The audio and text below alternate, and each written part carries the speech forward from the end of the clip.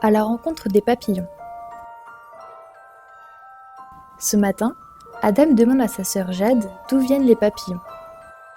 Celle-ci lui propose d'utiliser leur livre magique pour le découvrir.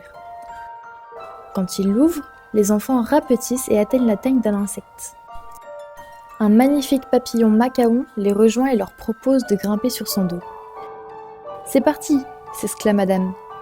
« Attention, toile d'araignée droit devant !» hurle Jade. Le papillon l'évite de justesse. « Ouf !» Il se pose ensuite sur un plan de fenouil. « Oh, c'est quoi ces boules jaunes ?» demande la dame pris à jouer avec elle. « Attention, ce sont des œufs !» La femelle papillon en pond une centaine car beaucoup se font manger par des escargots ou des fourmis, explique le papillon. Jade s'attendrit devant une petite chenille qui sort de son œuf et dévore une feuille. « Mais ce n'est pas un bébé papillon, elle n'a pas d'ailes, constate Jade. « Sois patiente, lui dit le papillon. « Qu'est-ce que c'est ?» demande la dame. « C'est une mue. La chenille change de peau plusieurs fois avant d'atteindre sa taille, explique le papillon. Avant de devenir un papillon, j'étais une chenille. » Jade est étonnée de voir que les chenilles changent de couleur en grandissant. Un lézard surgit devant eux. « Cachez-vous !» ordonne la plus grande des chenilles, qui sort une crête qui sent fort.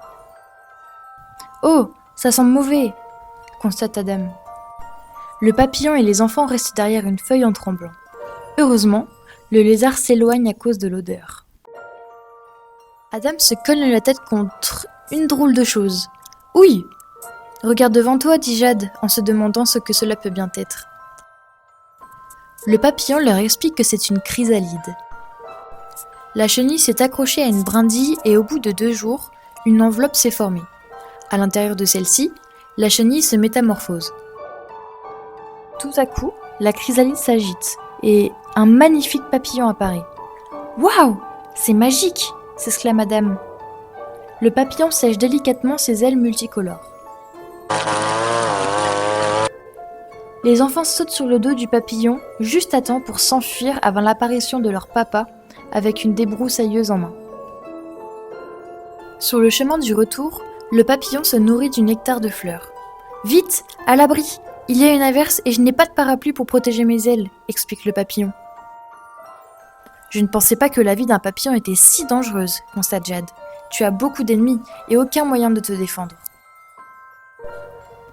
Avant de retrouver leur taille normale grâce au livre magique, les enfants remercient le papillon de leur avoir expliqué sa vie.